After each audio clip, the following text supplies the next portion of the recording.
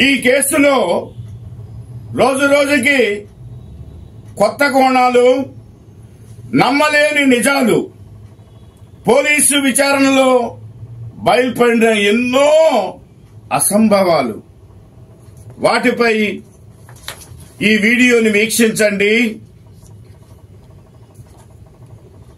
24 ప్రశ్నలతో సంచలనమైన చట్ట ప్రకారము ప్రశ్నలు సంధిస్తున్నాం. ఈ ప్రశ్నలకు జవాబు ఎక్కడ?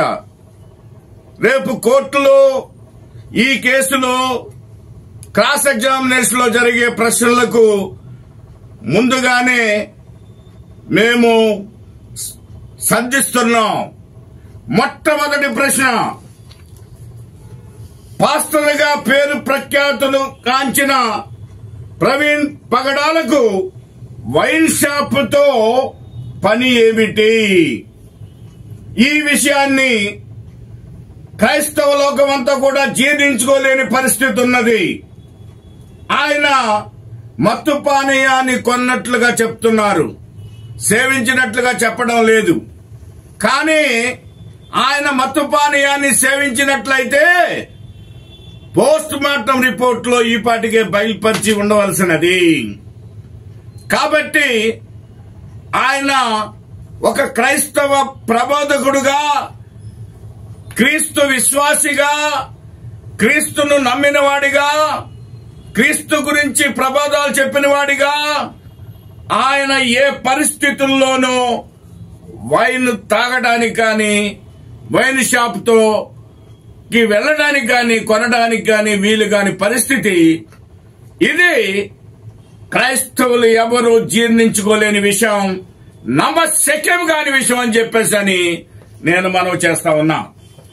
రెండవ పాయింట్ వచ్చేటప్పటికి ఆయన ఇది లీగల్ పాయింట్ ఏమిటంటే, తలకు హెల్మెట్, ముఖానికి మాస్క్ ఉండగా ముఖంపై దెబ్బలు ఎలా తగిలాయి?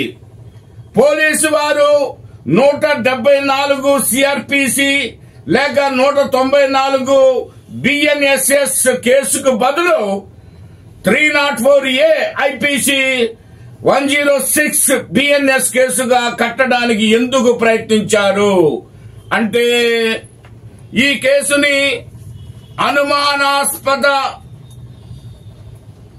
చావుగా మొట్టమొదట పోలీసు వారు చెప్పలేదు.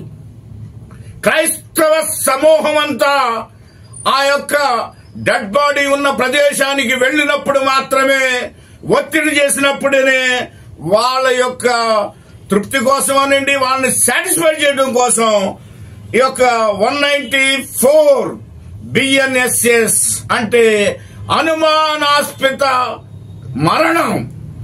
ఎందుకనంటే ఒంటి మీద దెబ్బలున్నాయి కానీ అనుమానాస్పదంతో ఆయన చనిపోయాడు అని అనేక మంది క్రైస్తవ పెద్దలు మరి అక్కడికి వెళ్లినందున వాళ్ళ ఒత్తిడికి తట్టుకోలేక ప్రస్తుతం జరుగుతున్న కేసు ఆ విధంగా రిజిస్టర్ అయిందని చెప్పేసి మీకు మనవి చేస్తున్నాను. అంతే విధంగా మరి ఒకవేళ క్రైస్తవ సోదరులు అక్కడికి వెళ్లకుండా ఉంటే ఐపీసీలో 304A అని గతంలో ఉండేది, దాన్ని 106 బిఎన్ఎస్ కేసు కింద అంటే యాక్సిడెంట్ కేసు కింద తీసేసి మూసేయాలని చెప్పేసి ఒక ప్రయత్నం జరిగినట్టుగా స్పష్టమవుతుంది. కాబట్టి ఇక్కడ ఒక ప్రశ్న ఉత్పన్నమవుతుంది. ఆయన మరి యొక్క బాడీ రోడ్డు పక్కన పడి దెబ్బలతో ఉన్నప్పుడు ఆ దెబ్బలను బట్టి పోలీసు వారు ముందు తీసుకోవాల్సింది ఏమిటంటే అనుమానాస్పదమైన మరణం అని తీసుకోవాల్సిన బాధ్యత వారికి ఉంది. గతంలో 174 సిఆర్పిసి క్రిమినల్ ప్రొసీజర్ కోడ్ కింద దాన్ని రిజిస్టర్ చేసేవారు. ప్రజెంట్ గా 194 కింద మరి బిఎన్ఎస్ఎస్ యాక్ట్ కింద ప్రస్తుతం ఎంతో ఒత్తిడితో ఆ కేసు రిజిస్టర్ చేయబడింది. అయితే ఇక్కడ ఒకటి గమనించాలి, ప్రవీణ్ పగడాలను ఏ వాహనం కూడా యాక్సిడెంట్ చెయ్యలేదని స్పష్టమైపోయింది. అయితే ఆయన ఏ వాహనము కింద కూడా ఆయన డెడ్ బాడీ పడి ఉండలేదు. అదేవిధంగా ఈయన ఏ వాహనాన్ని కూడా ఆయన గుద్దలేదు, ఆయన్ని ఏ వాహనం కూడా గుద్దలేదు. కాబట్టి యాక్సిడెంట్ జరగలేదేమో అనేది క్లియర్ గా అర్థమవుతుంది. అయితే ఆయనకు అంటే దానిని బట్టి ఆయన ఏ పరిస్థితుల్లో IPC 304A లేక BNS 106 కింద ఇది కేసు పెట్టడానికి అవకాశం కల్పించడం లేదు. అయితే ఓన్లీ థింగ్ ఏముంది, మనకి ఓన్లీ 194 BNSS కింద ప్రస్తుతం విచారణ జరుగుతుంది. అయితే దీంట్లో 5వ పాయింట్ ఒకటి గమనించాలి. ఆయనే కదలలేని స్తంభానికి గుద్ది లైట్ పగలగొట్టుకున్నాడు అని చెప్తా ఉన్నారు. ఆయనే కదలలేని స్తంభము కదలదు, దానికి వెళ్ళి గుద్దుకున్నాడు అన్నాడు.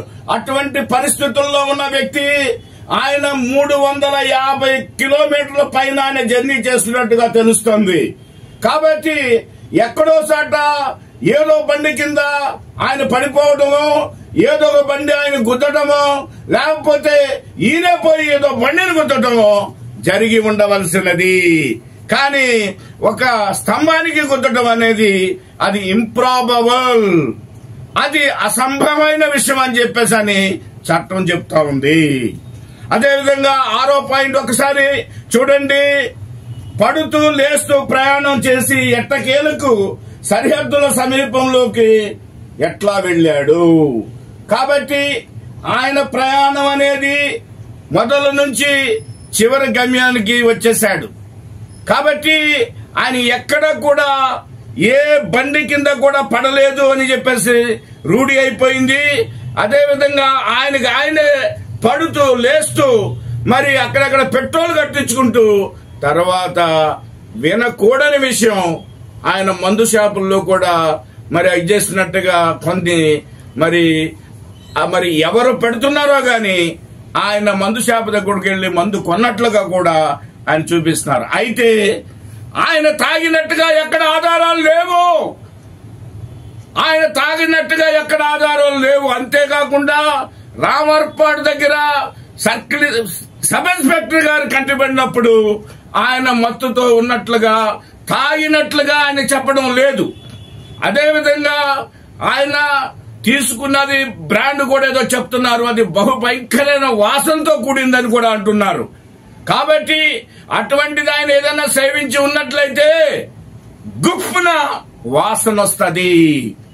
కాబట్టి మీరు రామర్పాడు సెంట్రల్లో ఆ యొక్క ఎస్ఐ గారు గాని లేక ఆ యొక్క తీసాల అతను గాని ఏ పరిస్థితుల్లోనూ ఆయన తాగలేదు అనేది వాళ్లే ధృవీకరిస్తున్నారు. అదేవిధంగా అతను 7వ పాయింట్ లో చూస్తే మందు షాపులో కొన్న మందు బాటిల్స్ ఏమైనాయి, అవి తాగుంటే ఎంటీ బాటిల్స్ కనపడాలి, ఆయన లగేజ్ లో కనపడాలి. ఆయన వద్ద అటువంటి ఏదైనా పోలీసు వారు స్వాధీనం చేసుకున్నారా అని ప్రశ్నించవచ్చు. కాబట్టి ఈ యొక్క దానికి ఎటువంటి ఆధారాలు లేవు. తర్వాత మనం ఇంకో విషయాన్ని గమనించాలి. అక్కడ సబ్ ఇన్స్పెక్టర్ గారి దృష్టిలోకి ఒక వెహికల్ మీద ఒక మనిషి వచ్చి అక్కడ ఆయన మరి ఎంతో ప్రయాణం చేసి రామర్పాడు సెంటర్ కి చేరుకొని కింద పడిపోయాడు. ప్రజలు కొంతమంది ఆయన్ని లేపారు అని చెప్పేసి ఆ సమయంలో ఈ యొక్క సబ్ ఇన్స్పెక్టర్ గారు అక్కడికి వెళ్ళినట్టుగా మీరు సబ్ ఇన్స్పెక్టర్ గారు చెప్తున్నారు. అదే నిజమైతే మరి ఆయన సబ్ ఇన్స్పెక్టర్ గారు లైట్ పగిలింది కదా, పగిలున్న లైట్ కి తాడు కట్టడం ఏమిటండి? అది కాకుండా మరి ఆయనని మళ్ళా ఒక లైట్ పగిలి రాత్రిపూట ప్రయాణం చేసే వ్యక్తికి ఆయన్ని మరి ఎట్లా పర్మిట్ చేశాడు? మీకు 350 కిలోమీటర్లు జర్నీ చేసిన వ్యక్తి, ఒక 2 వీలర్ మీద చేసిన వ్యక్తి మీరు మందు తీసుకుని ఉంటే మరి ఆయన డ్రగ్ అండ్ డ్రైవ్ కేస్ ఖచ్చితంగా ఆయన బుక్ చేసి ఉండాల. అది చట్టం. ఒట్టి చిన్న చిన్న కేసులే బుక్ చేస్తారు కదా. అది కాకుండా లైట్ లేకుండా రాత్రిపూట ప్రయాణం చేయడానికి ఎస్ఐ గారు దృష్టిలో వచ్చినప్పటికీ కూడా ఎందుకు అలౌ చేశారు? ఆయన పోలీస్ స్టేషన్ తీసుకెళ్తుంటే ఈ రోజు మనకు బ్రతికే ఉండేవాడు. పోలీస్ స్టేషన్కి ఎందుకు తీసుకెళ్లలేదు? కాబట్టి అది మనం అనుమానాస్పదమైన పరిస్థితి అక్కడ ఉన్నది. ఇది చట్ట ప్రకారం నేను చెప్తున్నాను. అదేవిధంగా 8వ పాయింట్ చూడండి. 8వ పాయింట్ చూడండి. ఆయనను విజయవాడ రామవరపాడు వద్ద చూసిన ట్రాఫిక్ ఎస్ఐ మరియు టీ స్టాల్ వారు మందు త్రాగనే లేదని చెప్పారు. మరియు ఆయన నీరసంగా ఉండటం వలన గమనించి సుదీర్ఘ ప్రయాణం వలన ఎండాకాలం వడదెబ్బ తగిలిందని చెప్పటం నిజం కాదా? కాబట్టి ఆయన సుదీర్ఘ ప్రయాణం చేయటం వలన ఎండ దెబ్బ తగిలే అవకాశం ఉందని చెప్పేసి ఎస్ఐ గారు సర్టిఫై చేస్తున్నారు. కాబట్టి అందువలన ఆయన మందు తాగలేదని చెప్పొచ్చు. మరి కొందరు మందు త్రాగడం చెబుతూ అలాగైతే మందు తాగిన వాడు టీ తాగగలడా? మీరు తాగుబోతులను అడగండి. ఏ పరిస్థితుల్లోనూ మందు తాగిన వాడు ఆయన టీ త్రాగడు, తాగడు. కావాలంటే మందు బాబులను అడగండి. అసలు ప్రవీణ్ పగడాలకు టీ తాగే అలవాటే లేదని ఆయన సన్నిహితులు చెప్తున్నారు. త్రాగితే కాఫీ మాత్రమే తాగుతాడని క్రైస్తవ సమాజం అందరికీ, ఆయనతో పరిచయస్తులందరికీ తెలిసింది ఏమిటంటే ఆయనకి టీ తాగే అలవాటు లేదు. కానీ ఎస్ఐ గారు ఏం చెప్తున్నారండి? టీ ఇప్పించాను, మంచినీళ్ళు తాగిచ్చాను, అదేవిధంగా పార్క్ లో తీసుకెళ్లి కూర్చోబెట్టాను, 3 hours ఆయన గడ్డిలో పడుకున్నాడు. ఇది ఎంతవరకు మనం నమ్మవచ్చు? కాబట్టి చట్టం ఏం చేస్తుందంటే ఇంప్రాబబిలిటీస్ ఏమిటి, అన్యాచురలిటీస్ ఏమిటి, అన్బిలీవబుల్ థింగ్స్ ఏమిటి అనేది చట్ట పరిధిలో చెప్పవలసిన బాధ్యత ప్రాసిక్యూషన్ ఏజెన్సీకి, మరి దాన్ని ఇన్వెస్టిగేషన్ ఏజెన్సీ ఏదైతే చేస్తుందో వాళ్ళు చెప్పవలసిన బాధ్యత వాళ్ళ మీద ఉంటుందని నేను గుర్తు చేస్తా ఉన్నాను. రేపు కోర్టులో మేము అడిగేది ఇదే. అదేవిధంగా 9వ పాయింట్ చూడండి. ఆయన ప్రయాణ బడలిక వలన అలసి సొలసి పడిపోయినాడని ఎస్ఐ మరియు టీ స్టాల్ అతను ఎందుకు చెప్తున్నారు? కాబట్టి ప్రయాణ బడలిక 352 కిలోమీటర్లు ఆయన ప్రయాణం చేసినట్టు కనిపిస్తా ఉంది. ఆ బడలిక వలన అతను అలసి సొలసి పడిపోయినాడు అని తేల్చి చెప్తున్నారు. కాబట్టి ఇంకా వేరే వర్షన్ గురించి ఆలోచన చేయాల్సిన పని లేదని చెప్పని మీకు మనవి చేస్తా ఉన్నాను. చట్టం కూడా ఒప్పుకోదు. అదేవిధంగా 10వ పాయింట్ చూడండి. విరిగిపోయిన లైట్ కు తాడు కట్టడం, ఇది విచిత్రంగా ఉంది కదండి. బుల్లెట్ బండికి అది పెద్ద ఇది ఉంటుంది, అది విరిగి పడిపోయింది అని అంటున్నారు. విరిగి పడిపోయిన దానికి తాడు కడితే ఉంటుందా అండి? ఉండదు. కాబట్టి ఉండదనే సంగతి వాళ్ళకి తెలీదు. తాడు కట్టడం ఏంటండి? విచిత్రంగా లేదు. ఇదో చిన్నపిల్లల చేష్టలాగా ఉన్నాయి, అంతేకాదు లీగల్ గా లేవు. ఆయన అసలు అక్కడికి వెళ్ళేమో ఆయన స్తంభానికి గుద్దాడని చెప్పడం తప్పు. దాని తర్వాత గుద్దే లైట్ బయలిందని, ఒక్కవేళ స్తంభానికి గుద్దడమే కరెక్ట్ అయితే అక్కడ మీకు చక్రం పైన గాడ్ ఉంటది. ఆ గాడి దెబ్బ తగలాలి కదా. డైరెక్ట్ గా మీకు ఒక హెడ్ లైట్ కి హిట్ అవడం చాలా కష్టమైన విషయం. అది ఇంప్రాబబిలిటీ. కాబట్టి ముందు గార్డుకి తగలాలి. అక్కడ పైన వీల్ పైన ఉన్న గార్డుని తగిలితే తప్ప దాని పైన దెబ్బలాడడానికి వీలు లేదు. అది మోటార్ వెహికల్స్ ఇన్స్పెక్టర్ చూడవలసిన విషయం అని చెప్పి మనం చేస్తా ఉన్నా. అదేవిధంగా 11వ పాయింట్ చూడండి.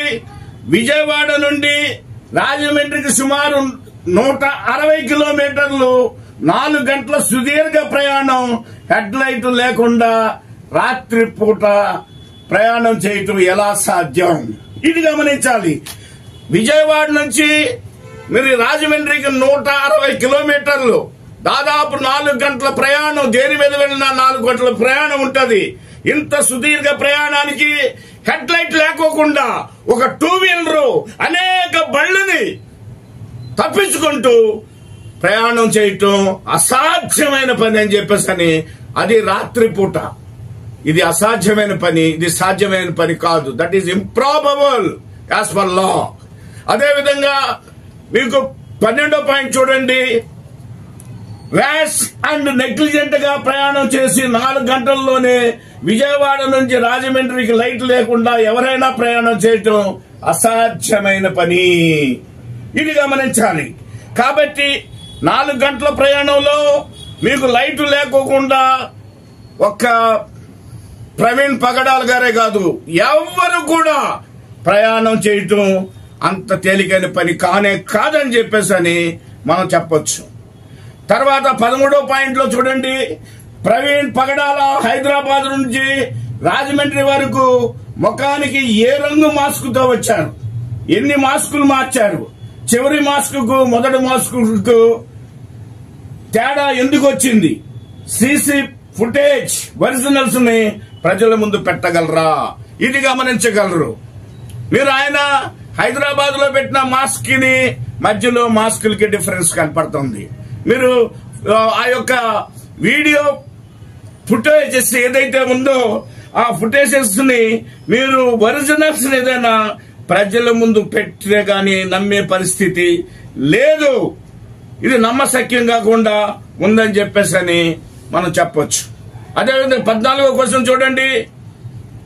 దెబ్బలు, ఆయన ఒంటి మీద శరీరం మీద ఉన్న దెబ్బలు దెవక్కుపోయిన దెబ్బలు అంటున్నారు, లాసిరేటెడ్ ఇంజరీస్ అంటున్నారు. అవి మైనర్ ఇంజరీసా మేజర్ ఇంజరీసా అనేది కూడా పెద్ద క్వశ్చన్ మార్క్. కాబట్టి ఆయన ఇంజరీస్ ని మనము బైఫర్గెట్ చేసి ఎన్ని ఇంజరీస్ మీకు మరి డోక్కుపోయిన ఇంజరీస్ అంటే లాసరేటెడ్ ఇంజరీస్ ఎన్ని ఉన్నాయి, మైనర్ ఇంజరీస్ ఎన్ని ఉన్నాయి, మేజర్ ఇంజరీస్ ఎన్ని ఉన్నాయి, సింపుల్ ఇంజరీసా అవి గ్రీవియస్ ఇంజరీసా, ఏ ఇంజరీ వల్ల ఆయనకి ప్రమాదం జరిగింది, ఆయన మరణానికి కారణమైంది కూడా ఇన్వెస్టిగేషన్ లో చెప్పవలసిన అవసరం చట్ట ప్రకారంగా ఉంటుంది. 15వ ప్రశ్న. ఏ ప్రమాదమైన ప్రవీణ్ పగడాల చనిపోయినాడు, ఏ ప్రమాదమైన దెబ్బ వలన ప్రవీణ్ పగడాల చనిపోయినాడు. ఇది చాలా ఇంపార్టెంట్ క్వశ్చన్.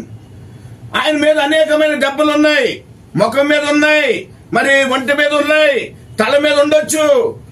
అయితే ఆయన ఏ గాయం వలన మరణించాడో చెప్పాల్సిన బాధ్యత డాక్టర్లపై ఉంటది.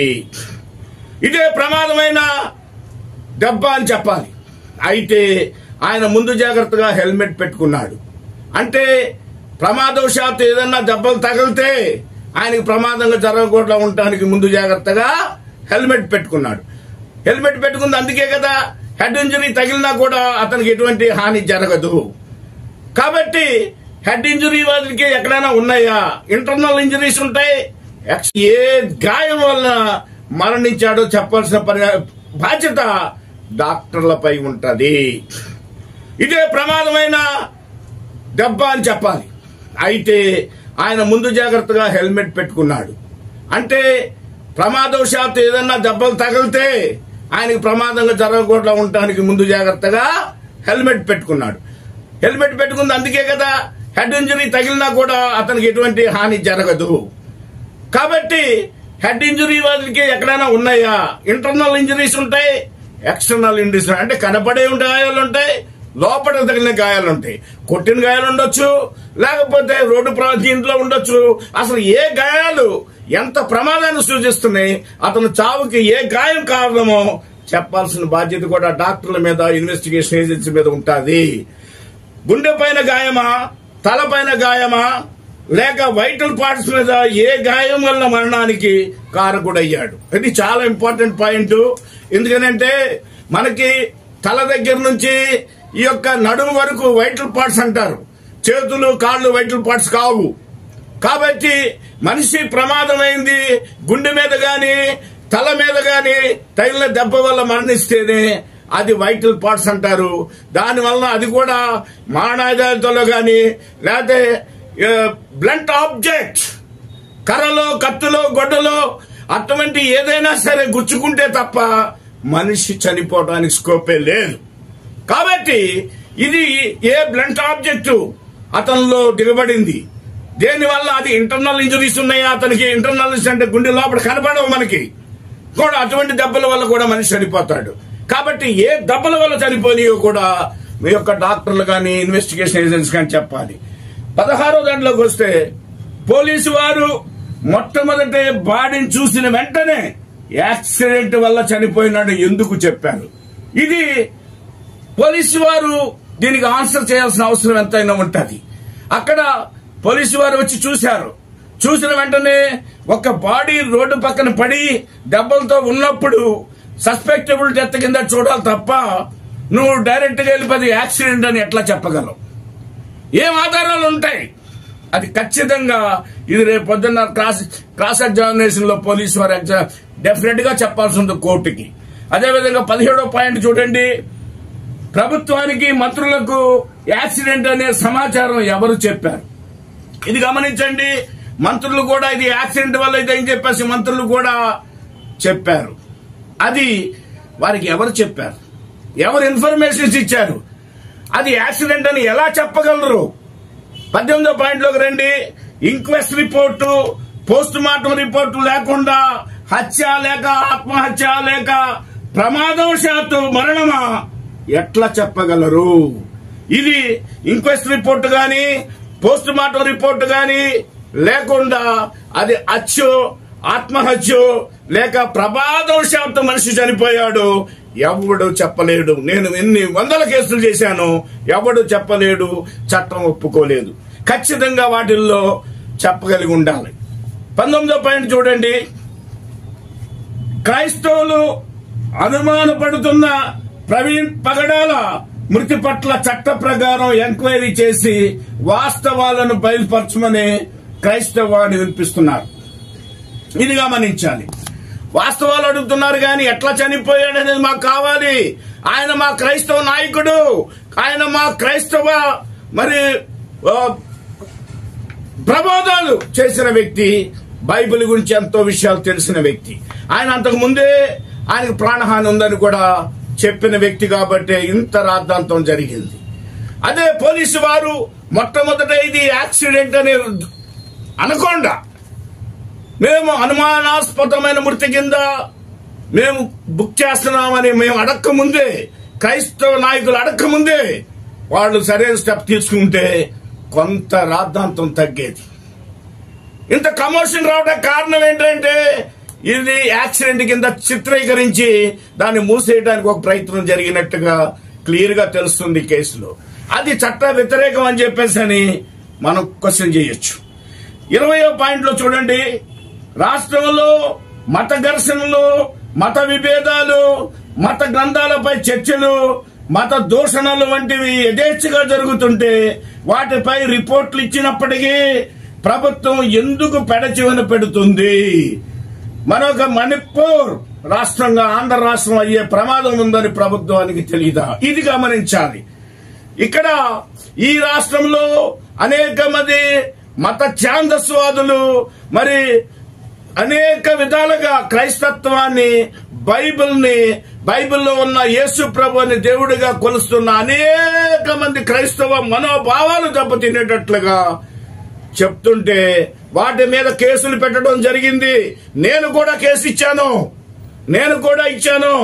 అయితే ఒక్క కేసు కూడా సమాధానం లేదు, యాక్షన్ లేదు. ఎందుకు ప్రభుత్వం యాక్షన్ తీసుకోలేదు? మణిపూర్ లో అలాగే జరుగుతోంది. ఈ రాష్ట్రంలో కూడా అలా జరుగుద్దేమని భయం ఎందుకు ఈ రాష్ట్ర ప్రభుత్వానికి లేదో చెప్పవలసిన బాధ్యత కూడా ఉంటుంది. కాబట్టి ఇది కూడా చట్ట ప్రకారం మనం అడగవచ్చు. అవసరమైతే లీగల్ గా నోటీసులు కూడా మేము ఇస్తామని చెప్పేసి మేము మనవి చేస్తున్నాం. 21వ పాయింట్ వచ్చేటప్పటికి ఆంధ్రప్రదేశ్ పోలీసు డీజీపీ వారికి, హోమ్ మినిస్టర్ గారికి, చీఫ్ మినిస్టర్ గారికి మరియు తిరుపతి ఎస్పీ గారికి లిఖిత పూర్వకమైన రిపోర్టులు గత అక్టోబర్ నుండి ఇచ్చినవి ఏమైపోయినాయి? వాటిపై చర్యలు తీసుకుంటే ఈ రోజు అనుమానాస్పద మరణం వలన ఇంతమంది క్రైస్తవులు మూకుమ్మడిగా ధర్నాలు మరియు న్యాయ పోరాటాలు ఊరేగింపులు చేయరు కదా. కాబట్టి ప్రభుత్వం కొంత నిర్లక్ష్య వైఖరి మరి ధోరణి ప్రవర్తించిందని కనిపించు. పోయిన అక్టోబర్ నుంచి మేము అనేకమైన రిపోర్టులు ఆ రాధా మనోహర్ దాస్ మీద, కరుణాకర్ మీద, మరి ఆ ప్రవీణ్ మీద, ఇంకెవరెవరి మీద ఈ యొక్క హిందూ ఛాందసులవాదుల మీద రిపోర్టులు ఇస్తున్నప్పుడు వాళ్ళు ఎఫ్ఐఆర్లు కట్టి వాళ్ళ మీద ఎంక్వైరీ చేసి వాళ్ళకి వార్నింగ్లు ఇచ్చి అది జరగకోకుండా ఈ రాష్ట్రంలో చేయవలసిన బాధ్యత ఉంది. అయితే అవన్నీ సామాజిక మాధ్యమాల ద్వారా మేము అవన్నీ బయటికి తీసి మరి కలర్ జిరాక్స్లు చేసుకోవడం మేము పంపించాం. హోమ్ మినిస్టర్ గారు మీ ఆఫీసులో ఉన్నాయి, మీరు ఓఎస్టీ గారిని, రామారావు గారిని అడగండి చెప్తారు. మరి సీఎం గారి దృష్టిలో ఉన్నాయి. అదేవిధంగా పార్టీ ఆఫీసులో, తెలుగుదేశం పార్టీ ఆఫీసులో జనార్దన్ గారి దగ్గర ఉన్నాయి. అదేవిధంగా తిరుపతి ఎస్పీ గారి దగ్గర ఉన్నాయి, డీజీపీ గారి దగ్గర ఉన్నాయి. ఈ కేసుల మీద ఏం యాక్షన్ తీసుకున్నారో మా దగ్గర అక్నాలజ్మెంట్స్ ఉన్నాయి. దాని మీద చట్ట ప్రకారం మేము చర్యలు తీసుకుంటామని, చట్టాన్ని న్యాయ పోరాటం ద్వారా చట్టాన్ని మేము ఆచరిస్తామని చెప్పేసి అని చెప్తా ఉన్నాం. అదేవిధంగా 22వ పాయింట్ చూడండి. ఇప్పటికైనా పోలీస్ యంత్రాంగం, ప్రభుత్వం తమ విద్వేషాలపై, మత విద్వేషాలపై చర్యలు తీసుకుంటుందా? ఈ రాష్ట్రంలో జరుగుతున్న మత విద్వేషాలపై ప్రభుత్వ యంత్రాంగం కానివ్వండి, పోలీస్ యంత్రాంగం గాని వీటిని అరికట్టే స్తోమత వారికి ఉందా? పోలీసు వారు చెప్పింది కరెక్ట్ అయితే ప్రవీణ్ పగడాలపై ఇంత దూరం ప్రయాణం చేసిన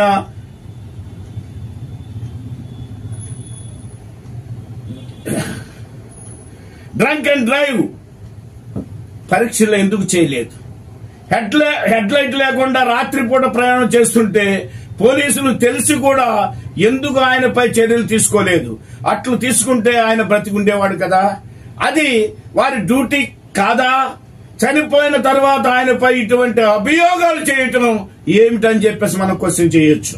23వది, గతంలో గ్రహాం స్ట్రెయిన్స్ అనే ఒక క్రైస్తవ మిషనరీపై హత్య జరిగినప్పుడు pope John Paul II Italy నుండి భారతదేశం వచ్చినప్పుడు నాటి బీజేపీ ప్రభుత్వం వాజ్పేయి ప్రధానమంత్రిగా ఉంటూ పోప్ జాన్ పాల్ II కలిసి మరోసారి భారతదేశంలో ఇటువంటి సంఘటనలు జరగకుండా చూస్తానని ఇచ్చిన హామీలన్నీ ఏమైపోయినాయి?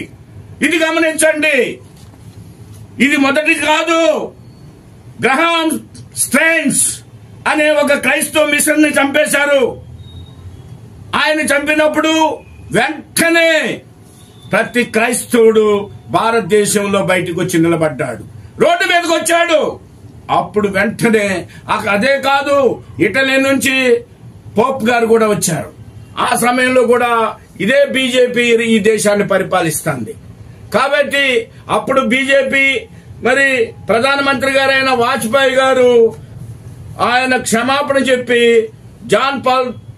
పోప్ జాన్ పాల్ II గారికి మరొకసారి ఇటువంటి జరగకుండా నేను చూసుకుంటానని హామీ ఇచ్చాడు. ఏమైపోయింది ఆ హామీ అని కూడా మనం అడగొచ్చు. ఇది రెండోది. కాబట్టి మనము ఏది చేసినా చట్ట ప్రకారమే చెయ్యాలి. 24వ పాయింట్ చూడండి.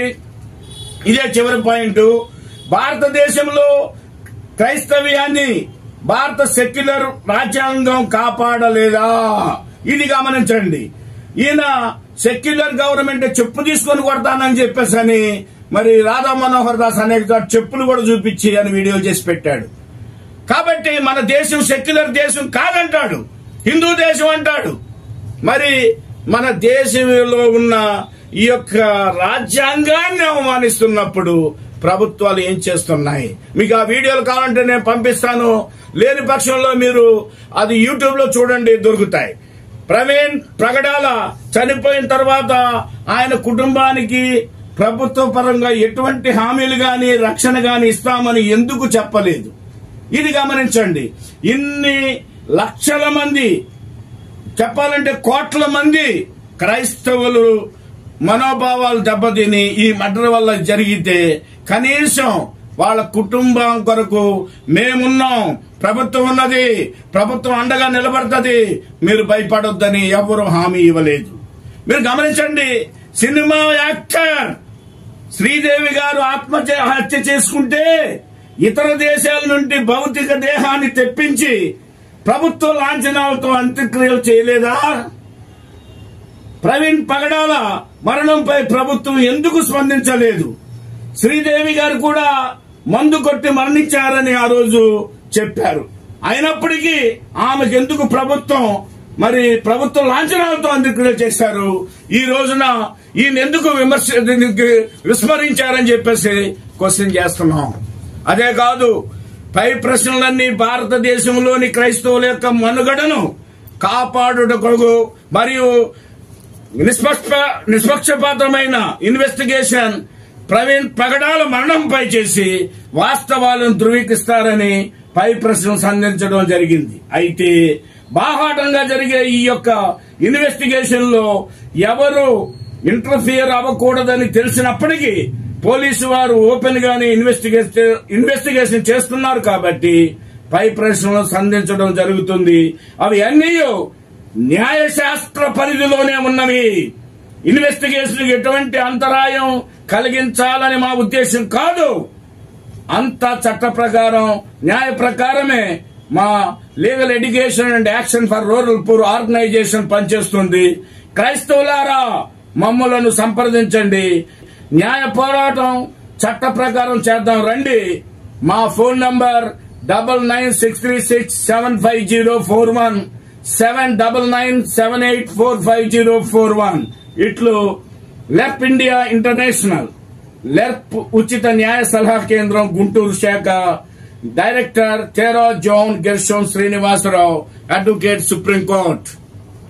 కాబట్టి దీని మీద మీ యొక్క కామెంట్స్ పెట్టండి. ప్రతి కామెంట్ కి మేము ఆన్సర్ చేస్తాం. మీ కామెంట్స్ అన్ని కూడా ప్రభుత్వానికి తెలియపరుస్తాం. కాబట్టి ఇది ఇన్వెస్టిగేషన్ చేయవలసిన పని. మనం చట్ట ప్రకారమే మనం న్యాయ పోరాటం చేయవలసి ఉంది. కాబట్టి మాతో చేతులు కలపవలసిందిగా నేను కోరుతున్నాను.